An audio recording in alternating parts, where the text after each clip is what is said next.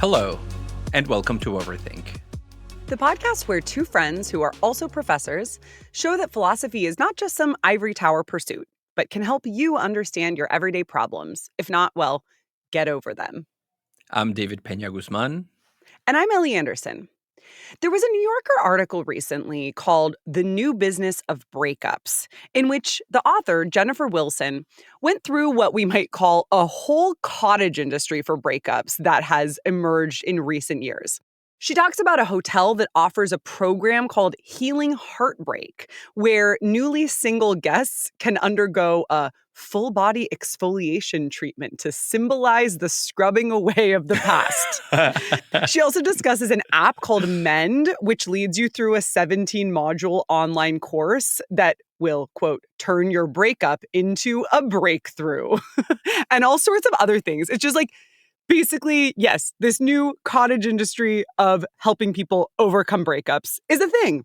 I really want to believe, Ellie, that you have either been to this hotel or worked your way through the modules of one of these apps. Please tell me that that's the case. Well, no, in fact, it's the case that I wish I had created the 17-module online course about turning your breakup into a breakthrough, because I feel like I could kind of slay with that. And I do hope that perhaps in the future, I will be teaching one of the in-person classes at this a Heartbreak Hotel, because it sounded honestly really beautiful. One of the locations is in the Yucatan. Oh my God, Ellie, 10 years from now, you're going to be a sham guru for emotional heartbreak, selling tickets at $10,000 for access to one of your emotional mending workshops in the Yucatan or in Bali.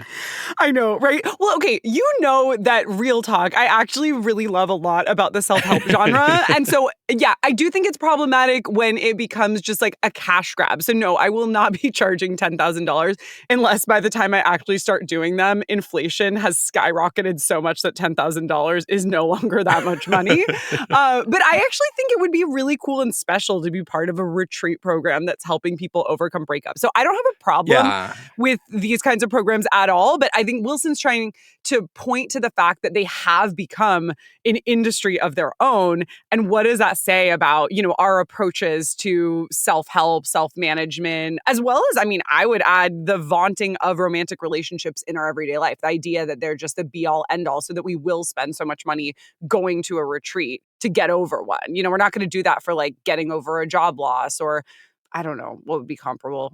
Or like a loved one, the loss of a loved one. Yeah, there are grief retreats. Yeah, there are grief retreats for sure. So there are two ways you can go about this.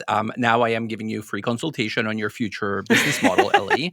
Thanks. You can go the route of helping people come to terms with the fact that the end of their relationship is not necessarily the end of their life objectives and the vision of themselves that they've harbored in the past.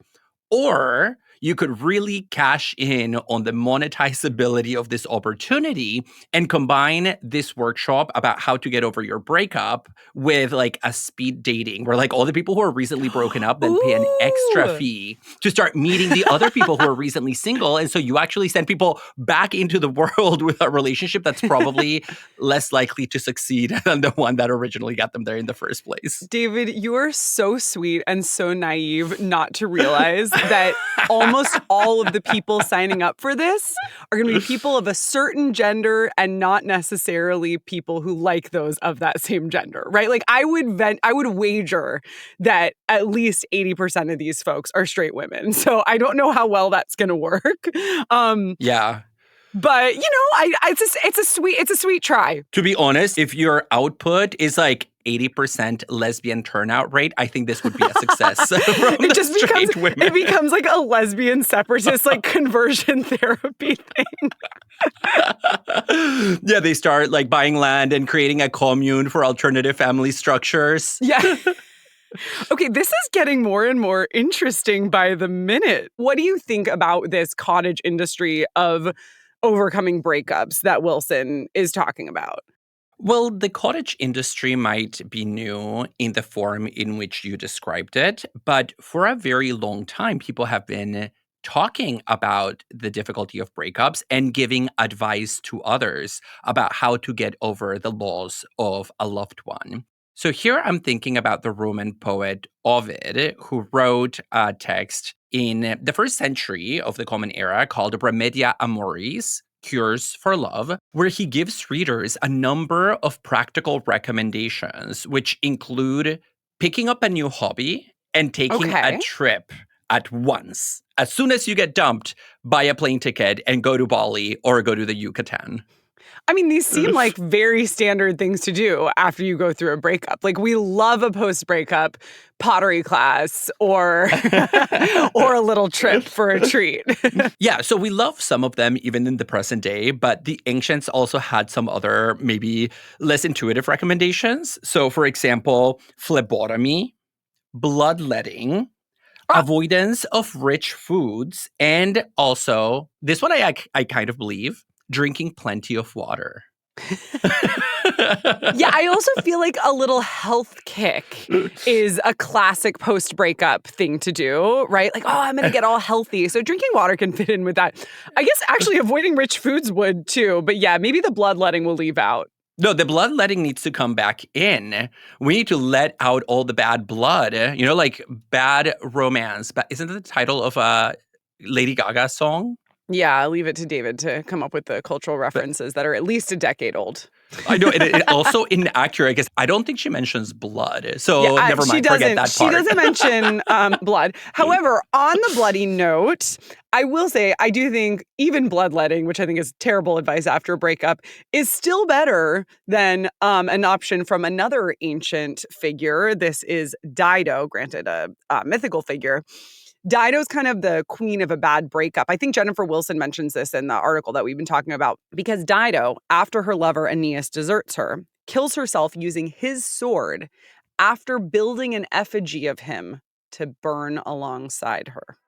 Oof, I guess she really needed that 16-module course on how to turn your breakup into a breakthrough. Today, we are talking about breakups. What is lost in a breakup? And what are the silver linings of getting dumped? How can we get over breakups? And what can laws against domestic abuse and stalking tell us about how society views breakups?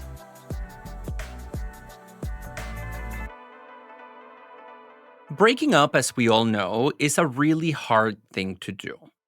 Since we live in a society with high divorce rates and also with many non-marital intimate relationships, few experiences in life are so common yet so painful. And yet, because our society prizes romantic relationships so highly, really considering them in many ways to be the most important kinds of relationship, we tend to also consider them particularly tough to overcome after they end. And we usually think about the end of romantic relationships as happening in one of two ways. Either they end in death or they end in breaking up. And I think the fact that we really only conceive of those two ways for relationships to end, which are both quite heartbreaking in most cases. Yeah.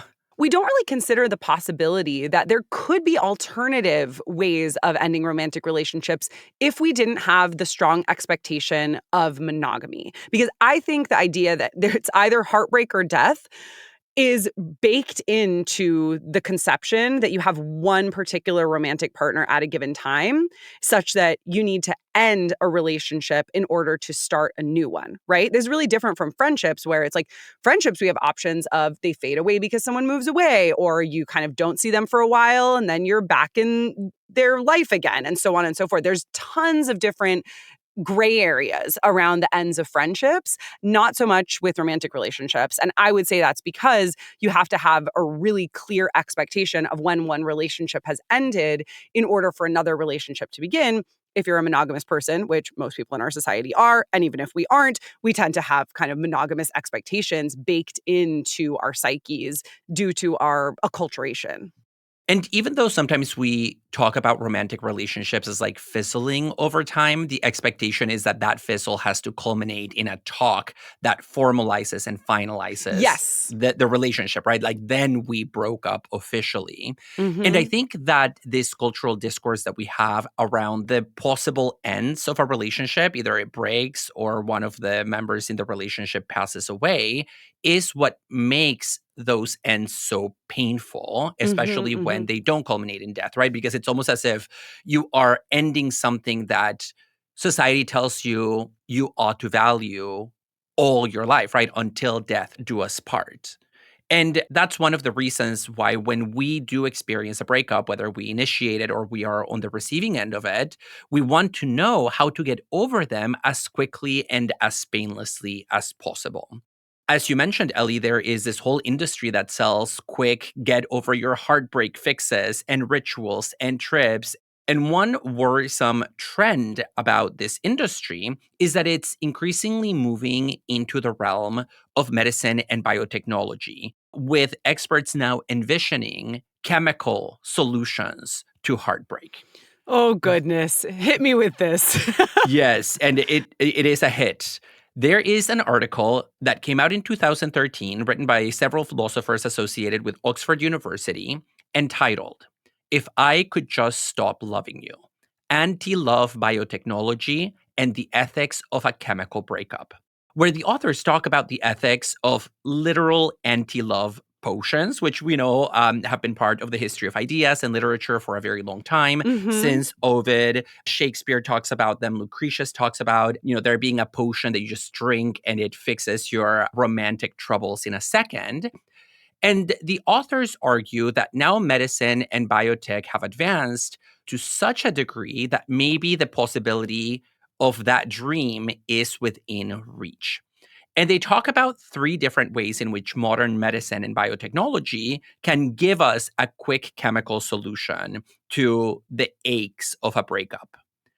One is you can just fix the lust, right? Like if you take somebody's lust away, it means that they won't love other people and they won't be pining Oh, my for the person God. that dumped them. And so, you give them literally, listen to this, chemical castration, which is something that has been used in penal contexts. You can use SSRIs also because they have an effect on your libido.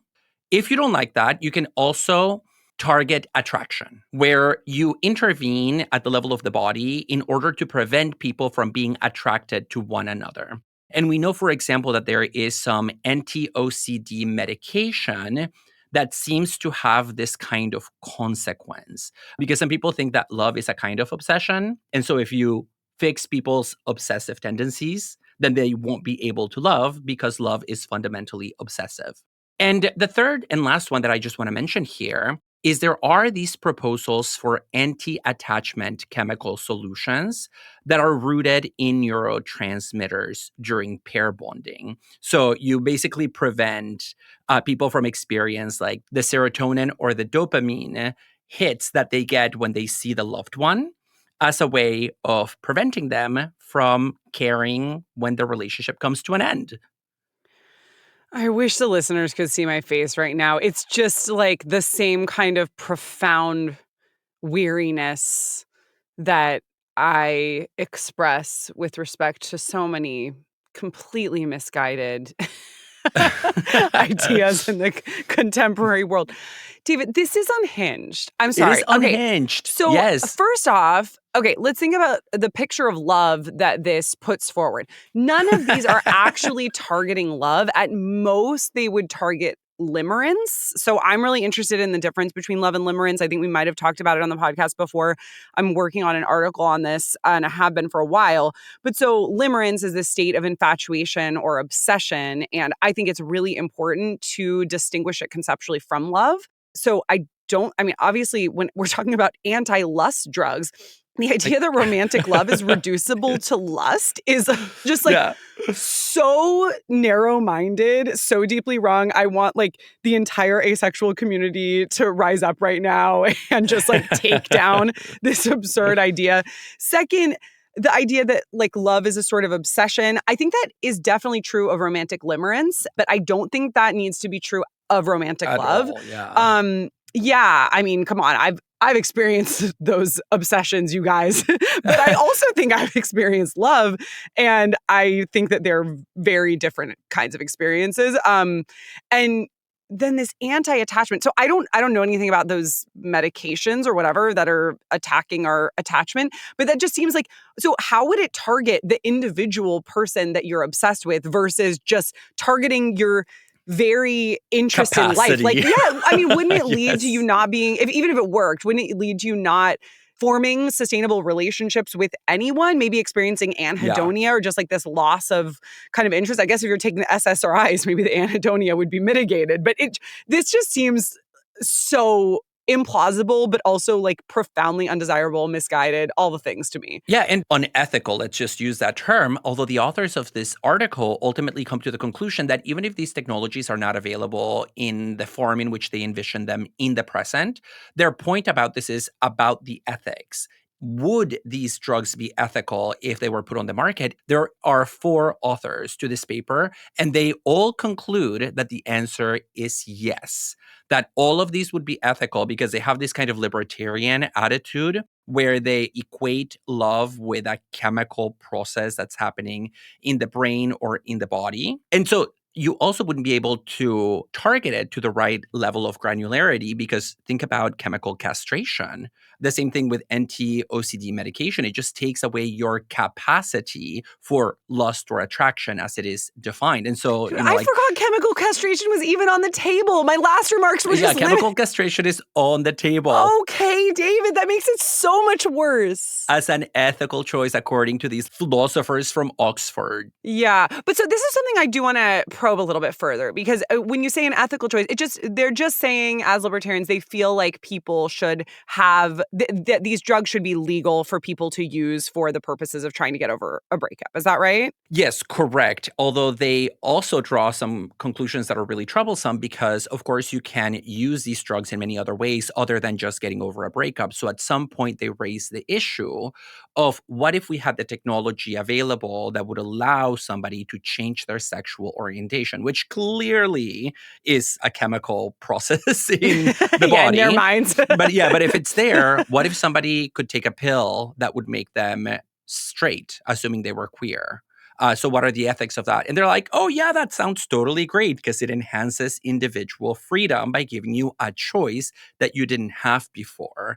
And so the possibility of eradicating sexual diversity for them doesn't even register as Well, much of a problem. But David, I actually don't have a problem with that claim. The idea that like if you did want to have access to these drugs, let's say, I mean, the problem for me is I just don't think that they're likely to work in the way that these people are saying that they might work. But if we're just talking about access and legality, I'm no libertarian, but I don't see a problem with having these drugs be legal and accessible to consenting adults. I certainly do think that there are immense political dangers. Like, for instance, how would we protect children with homophobic parents from having these drugs foisted upon them and those types of things? But I think the basic question, if the question is about whether it's ethical for people to have access to this, I think the answer is yes.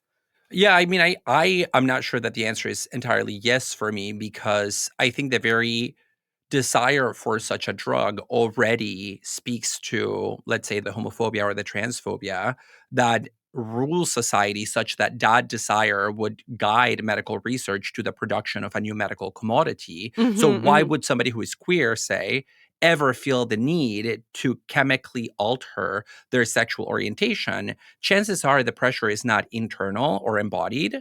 Chances are it's a social pressure. And so the Yeah. medicine is not responding to a medical need.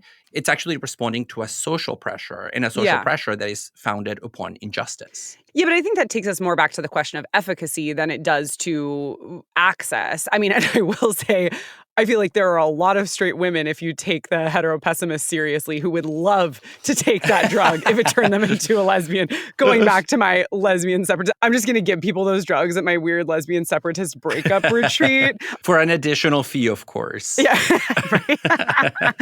Okay, but I want to say something about what I think is valuable about breakups and moving beyond, this question of whether we should have access to these drugs, which I think sound ridiculous, because I feel like there's a lot to be gained from breakups, whether or not they're chosen breakups. So I think a lot of times when we talk about breakups, we're talking about being broken up with. But of course, sometimes we are also the ones breaking up with people. But that can also be a very, very painful experience. In my own life, I've really come to appreciate the time immediately after a breakup, even if that breakup is immensely painful. Because I feel like the time after a breakup is often like a breath of fresh air, a kind of coming home to myself. And like a breath of fresh air, especially when that air is cold, it's not exactly pleasant, but it's full of possibilities and it's really renewing. I feel like after a breakup, you have to make a difficult choice about whether to ruminate, perseverate, like chew it over, get obsessed, kind of go down that rabbit hole where you might end up wanting the OCD drug. And that's the easy road to take, at least for many of us. I mean, I have OCD tendencies myself, so maybe just speaking for myself, but it can get really easy to get in that obsessive, ruminative state post breakup. But if you are able to make the choice after the breakup to avoid that very tempting route and instead take up responsibility for refashioning your life, decathecting from the relationship, sort of refusing the temptation of wallowing in nostalgia and reaffirming a sort of commitment to your own life, like recentering your life on yourself, as well as refocusing your investment in other relationships. That means that you're kind of putting the other person out of your orbit. And one way that a roommate in college of mine put this to me was clean pain versus dirty pain. Like there's a horrible pain after a breakup, but the clean pain is the pain that comes from breathing in that cold, fresh air and just kind of continuing to go on with your life and reorienting yourself. Dirty pain is that wallowing, the, messy on again, off again type of thing. And yeah, I feel like it's not always within our power to make that choice, but I do feel like over time in my adult life, it became easier and easier for me to take that road towards clean pain versus wallowing in the dirty pain. And that's allowed me to see the beauty that can emerge after a breakup. Yeah, and I think that's something that we can do better the more breakups we have, Yeah. right? Because once you're familiar with the terrain, you are familiar with your own way of navigating that very difficult terrain where you often have the impulse to want to blame the other person about everything that went wrong in the relationship. But over time, you are sort of forced by your own thoughts to acknowledge your role in the breaking down of this union, whether it's a marriage or just an intimate relationship. And aside from the fact that it can be this kind of fresh air that allows us to think about the distinction between these two kinds of pain, I'm here reminded of our recent interview with Mariana Alessandri and her Hmm. claim, inspired by Unamuno, that sometimes it is in pain that our capacity for empathy just expands. Because I remember when I broke up with my ex when I was in grad school, which was, I mean, up until now, the only breakup I've ever had. Wow. I remember that it really changed my interpretation of my mother and of her past and current relationship in a way that I never understood before. Yeah. Questions about why does somebody stay with somebody else? What is it that attracted them to them in the first place when maybe that choice doesn't register to you as the most logical one? And it was only when I understood the kind of raw heartache that comes with leaving somebody that you love behind or being left behind by them that I then looked at, members of my family. In particular, I'm talking about my mother, who had had a couple of relationships that I was, honestly kind of bitchy and judgmental about. Mm. And it was just the pain itself of the breakup that expanded my circle of moral concern in such a way that she suddenly appeared in a new light. I can't believe you've had only one breakup. I know I need You said, don't tell yeah, this to you my said, partner. I was gonna say I need more experience. I know, because you said we get better and better I at know. them over time. Yeah, and I do think that's true. I do think you learn a certain kind of skill in emotional processing and coping with pain the more of it you have. So who knows, maybe having other kinds of pain can also give you that skill that is transferable. So I'm not necessarily suggesting that people go out there and just break up their relationships in order to beef up their emotional CV. I know, right? Like all avoidantly attached people right now are hearing that point. Like, oh, I got to do more breakups. So it's nice to think about breakups as opening up our capacity for empathizing with other people. I have very complicated feelings about the concept of empathy. But I do think this sense that we can understand others better through experiences of breakups or understand their emotional pain. But at the same time, I think what is most salient to me with breakups is how they can turn us back in on ourselves and enable self-actualization. And in addition to what I was mentioning before, one of the things that fascinates me about breakups is that they often end up changing the ecology of the self such that you incorporate parts of the other person that weren't there before into your own psychology. And that might sound like a trite statement at first, but I want to unpack it a little bit. So what happens in a relationship between two people is that there's a polarization of different characteristics, values, etc. In one of my relationships, for instance, I was considered sort of the more introspective one because I meditate and I journal. And the person that I was with was like a lot more sort of active, kind of sporty, out there in the world, whatever. And we're still friends. I absolutely love staying friends with my ex. This is a core value for me. It's been passed down from multiple generations of women in my family. We love to stay friends with exes. So we're still friends.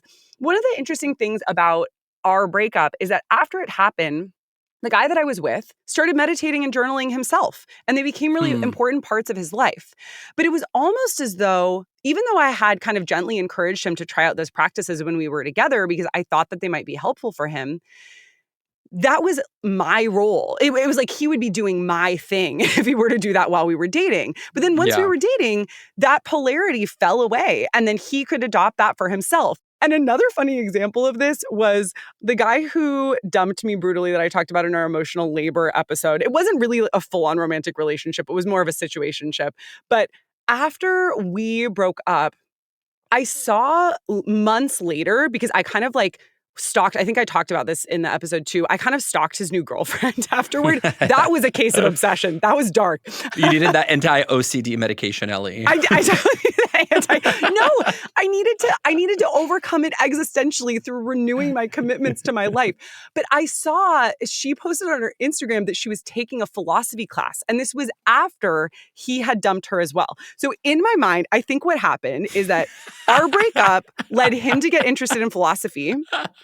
Then when they broke up, she got interested in philosophy. This is the trickle-down theory of philosophy. We're all philosophers because the people that have dumped us were themselves dumped by philosophers. Or in this case, the guy who dumped me got interested in philosophy because of the person, he had dumped, which was me. So anyway, I offer that as a thought on one silver lining of breakups. No, I really like that. And it just reminds me of the fact that in that previous relationship I had, my ex is the one that cooked, and he loved to hike. Those were like his two little things.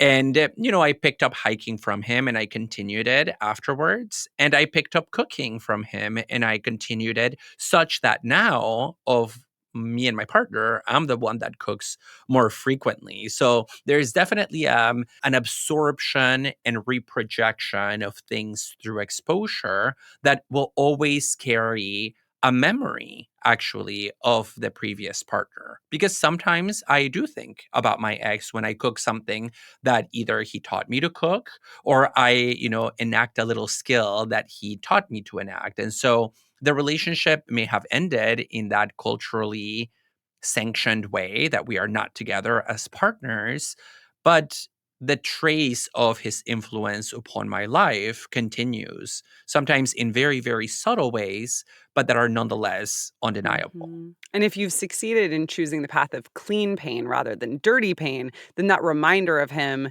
is just going to be a sweet, kind of gentle and distant thought rather than a kind of creepy effigy that you're burning along with you like Dido. I love creepy effigy. Overthink is a self-supporting, independent podcast that relies on your generosity. By joining our Patreon, you can gain access to our online community, extended episodes, and monthly Zooms. If you'd prefer to make a one-time tax-deductible donation, you can learn more at our website, overthinkpodcast.com. Your support helps cover key production costs and allows us to pay student assistants a fair wage. We've seen that breakups can have a silver lining of opening us up to new paths of self-actualization, even when they're really painful. But we haven't yet talked about what exactly is lost in a breakup. And this is a question that the philosopher of love, Pilar Lopez-Cantero, has an interesting account of.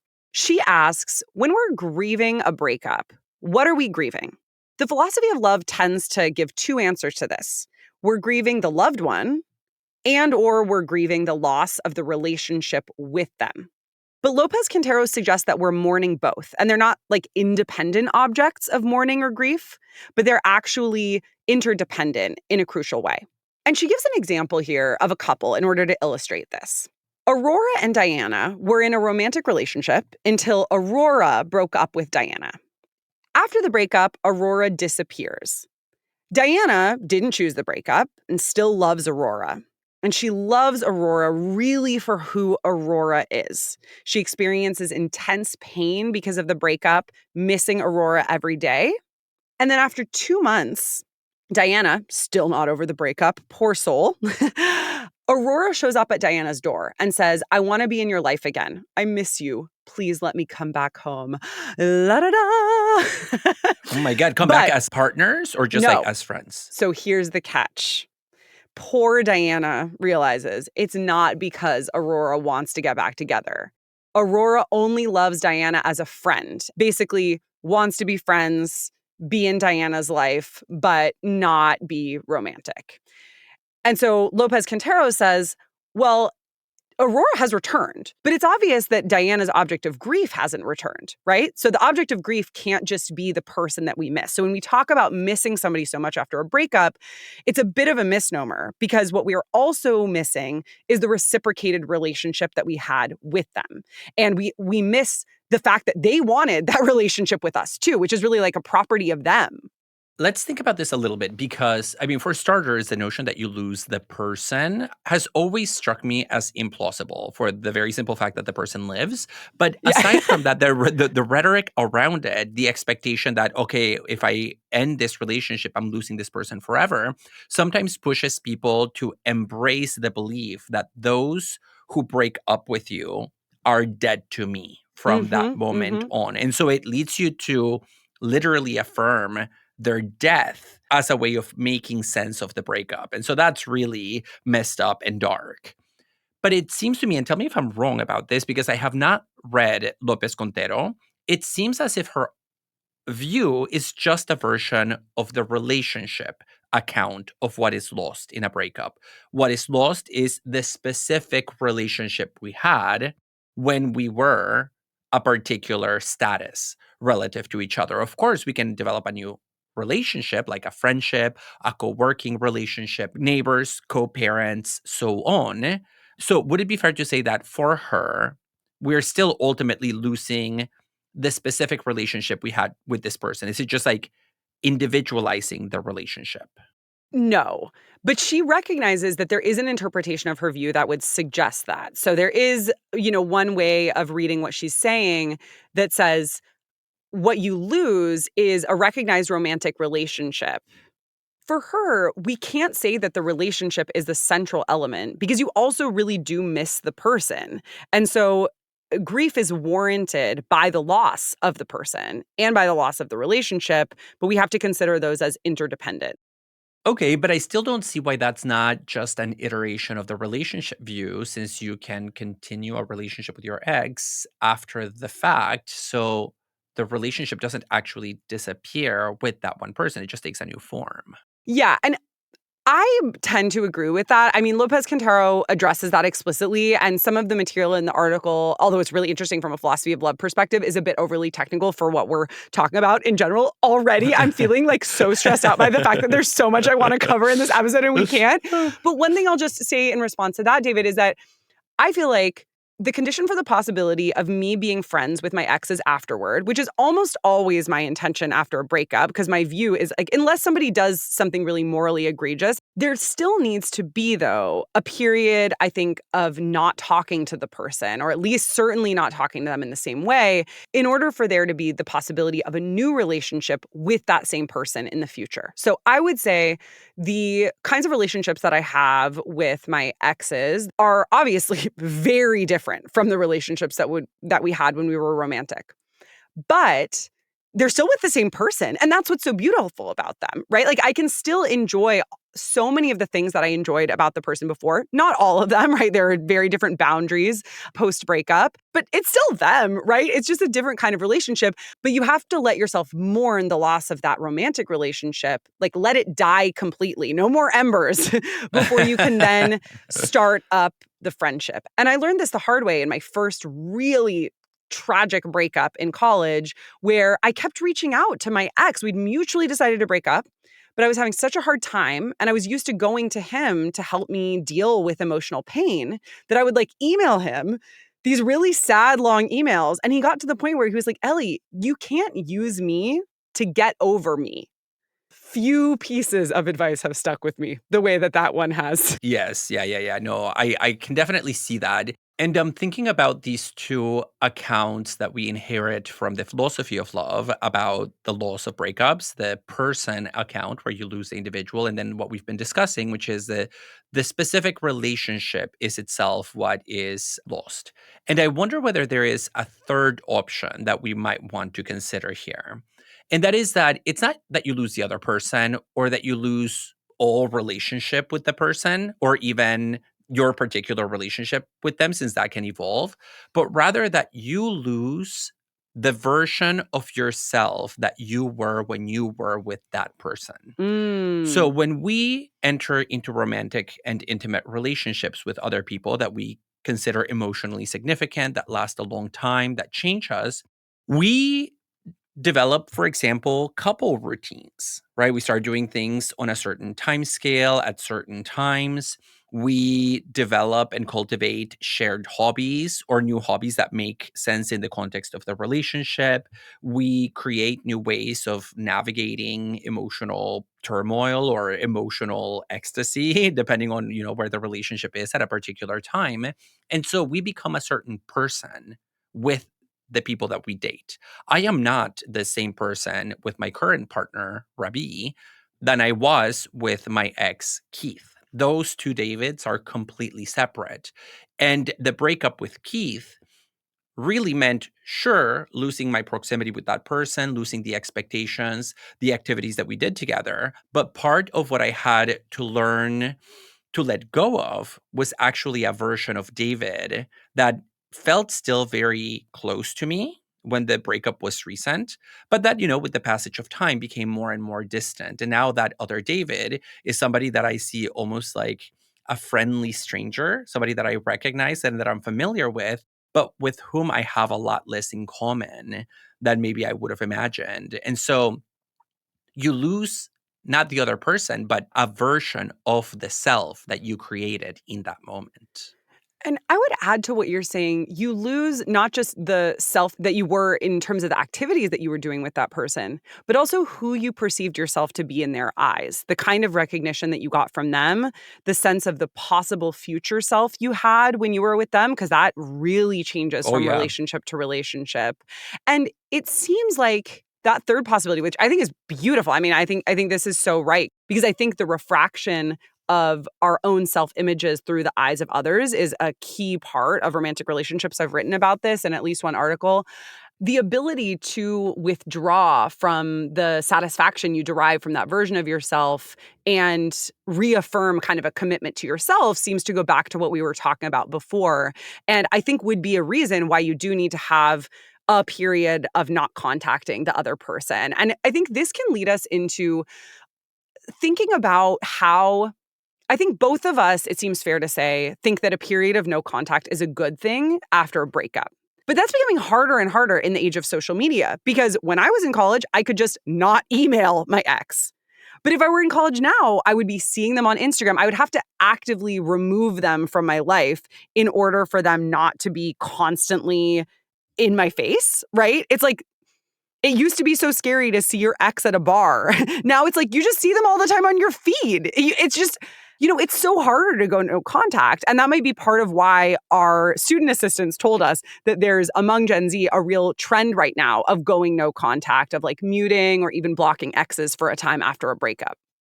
So I feel very conflicted, to be honest, about this recent talk about the no contact rule. And the reason that I'm so hesitant about that is because, at least in my experience, when I had my breakup, I didn't have no contact with my ex. In fact, we stayed in contact continuously through the breakup in the weeks and months following. And in fact, the presence of that person at that crucial time period proved very beneficial for me to process what was happening and help make sense of where I wanted to go. And so I think it's possible to kind of shift gears relationship wise with a person, as long as, of course, you have faith in them to be able to do so without them trying to pull you back into the relationship or vice Yeah. versa. Okay. And so I don't think it's a universal rule that you have to go no contact. I think in some cases, especially if that person really is your best friend because you've dated for so long and they know you like nobody else does, maybe what you do need is their perspective, even if it's really difficult to do so at a particular time. Be that as it may, I do think you're right that even if you wanted to implement the no contact rule, social media and the kind of entanglement of our lives in this digital age make that very difficult. And I'm here thinking about something that's kind of silly, honestly, but that I think raises a serious question. How do you deal with things like Netflix passwords?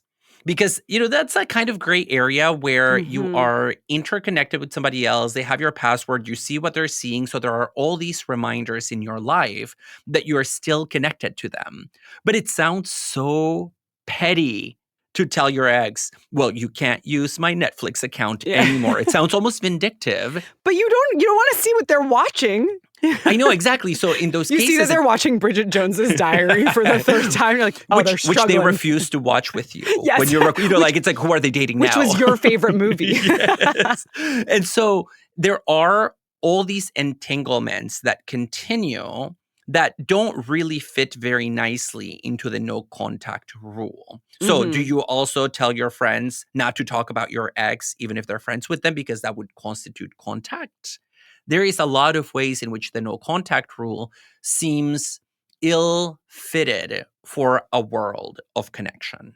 Yeah, and another app that our student assistants mentioned to me with respect to this, so thanks to Kristen and Bayarma for their help on this, is the Be Real app. Kristen pointed out that the Be Real app is, this app where at a certain time of day, you're just asked to take a photo of what you're doing, and it shows both front-facing and a back-facing view. So it's meant to be really spontaneous, give people kind of a look at your daily life, but that also means that it's very intimate, Sometimes you might be watching TV on your couch, other times you might be out to dinner, other times you might be, I don't know, whatever you're doing in your life on any given day. So it's a little bit different from Instagram, which might tend to favor the highlighted moments, like the moments that you want to show off.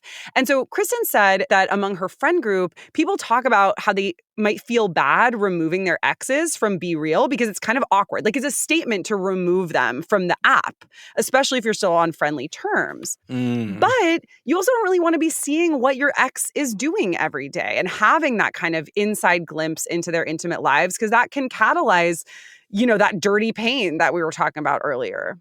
Yeah, no, that's exactly what I'm talking about. And so, independently of what our views are about breakups, I think it's inevitable that we need to face up to moments of deep discomfort that involve seeing a person that either we know we hurt or that has hurt us. And I think ultimately working through those moments on the spot and afterwards is also the condition for the possibility of moral growth that comes from a breakup, right? Like part of what it means to have one of those breakthroughs is knowing how to manage yourself in the presence of somebody that you don't want to see, or getting to the point where you can see them without them having that deep control over your emotional state that maybe they did at the beginning of a breakup.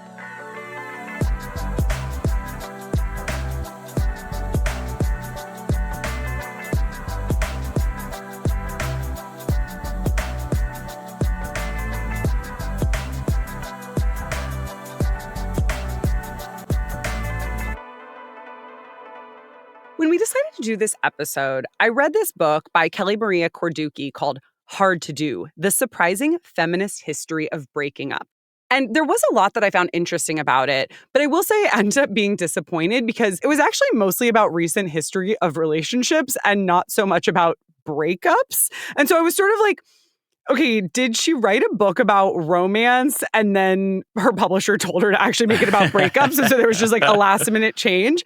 But there were some fun factoids I want to share that yeah, were quite enlightening for me, even as somebody who specializes in feminist philosophies of love.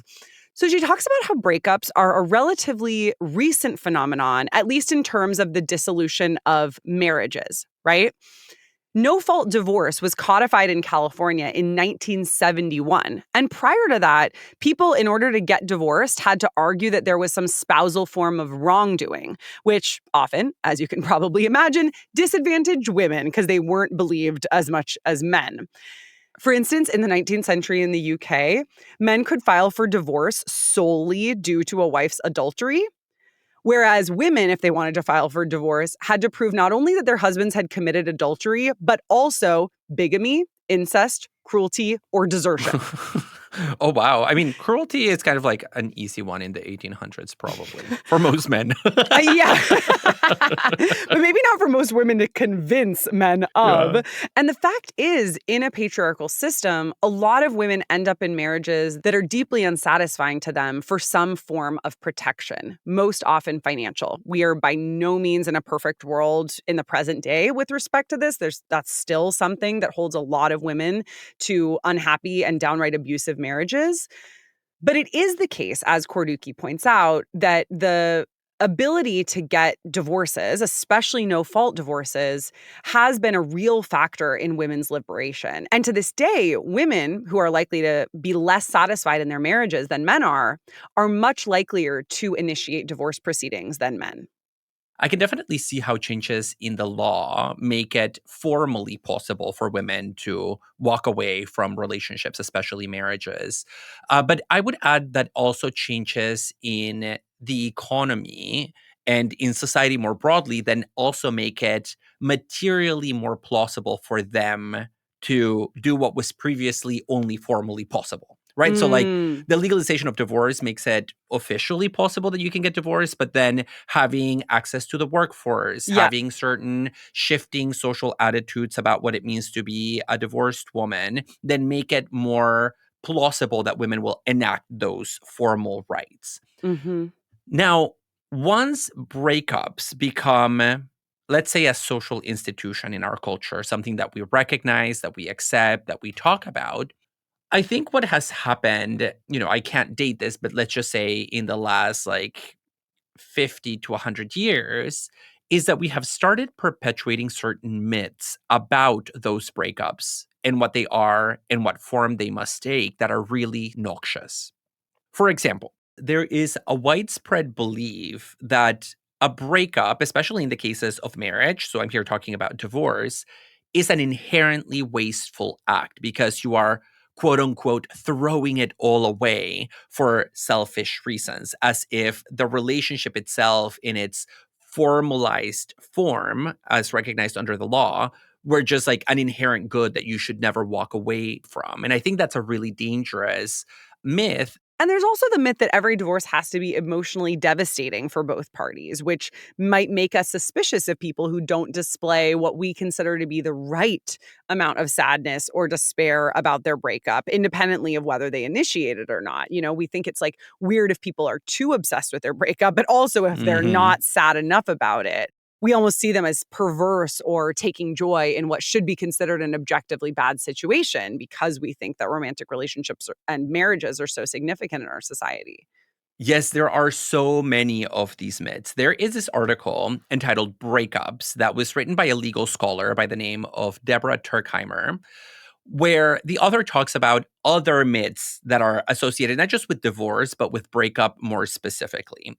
One myth that Turkheimer believes has done a lot of harm for women's liberation in our culture is this idea that you often hear, which is connected to women's economic liberation, which is that since nowadays women can, have their own employment, they have their own income, they have financial freedom, that must mean that they can leave a relationship whenever they want to. And that means that if they stay in the relationship, especially a relationship that is physically or psychologically abusive, they are implicitly consenting to the abuse. So the notion that there are no major obstacles nowadays to a breakup. And Yeah. so no breakup means consent. Another myth that she talks about is that breakups are events that occur at a singular point in time, almost as if you could like take a photograph of a breakup, right? Like there's the day, the moment, the hour when a breakup The happened. tears on the stoop holding the coffee that you got together. Yeah, or like having a shout out, I don't know, at some bar where you just say, "Well, I never want to see you again." We have very different views of breakups, apparently. Very different imagery. I want mine to be very public and very scandalous. But she says, in reality, breakups take a very long time. They are processes that can take days, weeks, months, sometimes even years, precisely because of what I mentioned earlier about connection. We are so interconnected that sometimes really uncoupling and disentangling oneself from another person is not something that has a moment in time at which it happened. Well, and that's especially the case for abusive relationships. A lot of feminist legal scholarship focuses on how hard it is for women in abusive relationships to leave their abusers. Many studies show that it's actually unlikely that an initial separation from an abusive partner will ultimately stick. And even those that do often require numerous attempts on the part of the women trying to leave their abusers. The feminist legal scholar Martha Mahoney has suggested that these kinds of breakups really take a while and aren't just a snapshot, one off type of moment. And I'm really happy that you are bringing this specifically to cases of domestic abuse because that's precisely what Tuerkheimer focuses on in this article about breakups and the law. Obviously, there are many reasons why breakups happen, but often abuse is one of those reasons. And unfortunately, many of the myths that we have around love and relationship and commitment end up infiltrating the legal system, according to Tuerkheimer, and leaving women in abusive relationships in a catch-22 situation when they are trying to leave an abusive partner. What exactly is the catch 22 there? So, Turkheimer's main point is that women in abusive relationships get trapped between two equally horrible options. And legally speaking, the notion of a breakup, the way in which breakups are constituted in legal settings, is at the center of this entrapment. Imagine a hypothetical woman named Sarah who is in an abusive relationship with a man. The law can intervene on Sarah's behalf using anti domestic abuse laws, but only if the abuse that she is subjected to is physical abuse, the kind of abuse that results in broken bones, bruises, so on and so forth. But if Sarah's partner is not physically abusive, but psychologically abusive instead, and uses tactics rooted in intimidation, manipulation, control, financial threats, so on and so forth, that behavior is not currently prosecutable under most domestic abuse statutes. So women can't really turn to domestic abuse laws to give them the kind of reprieve they need because of this bias. Now, this is where the breakup enters. If Sarah had broken up with her partner when all that behavior that was psychologically and financially and mentally manipulative was happening, suddenly the law treats the case very differently. Now the case is not prosecuted under domestic abuse laws. Rather, it's treated as a case of stalking, where Sarah, the law will Huh. say, is being stalked by her ex, who is tracking her phone, following her around, showing up wherever she goes out as a way of manipulating and intimidating her. And the benefit of anti-stalking laws in the US, at least relative to anti-domestic abuse laws, is that they don't require physical injury to the victim, right? Like if you are being followed and tracked and somebody's violating your privacy, they are violating those laws, even if you don't have any broken bones or cut skin or bruises to show for it. So it's psychological rather than physical.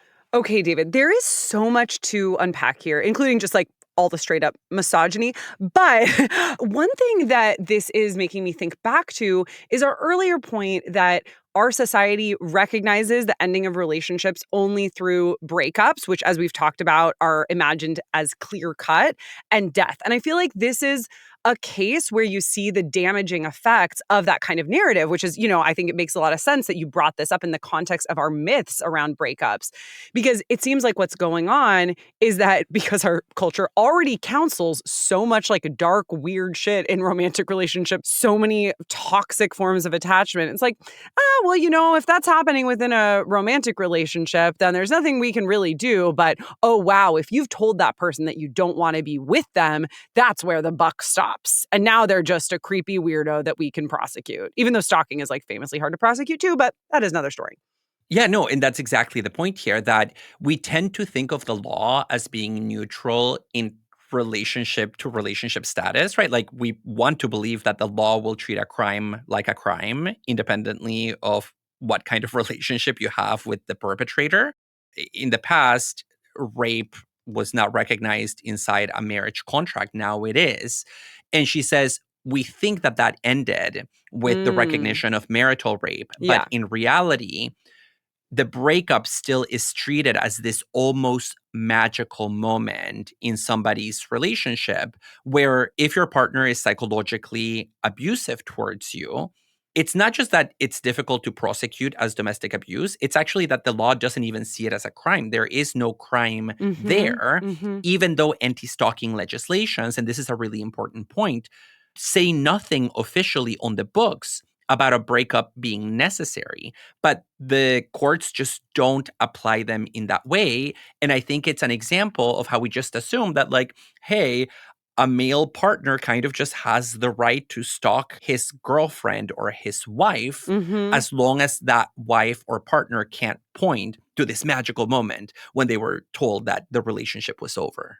The reality TV shows that I watch certainly foster those evil, mythical illusions as well. It's like, well, I saw that your location was XYZ at 3 a.m.